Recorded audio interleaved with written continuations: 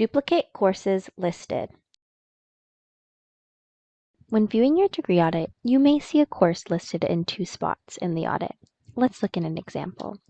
If we scroll down to the Individual and Society section of our General Education Requirements, we see the course Philosophy 110 as an option. If we scroll down to our College Option requirement, we see Philosophy 110 listed as a course that we could take to satisfy one of these requirements as well. If I were to take Philosophy 110, it would not count for 6 credits. It would only count for 3 credits.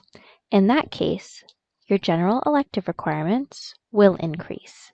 So please review your general electives closely to ensure that you are on track to complete your 120 required credits for graduation. Contact your academic advisor if you have a course appearing to count on your degree audit more than once.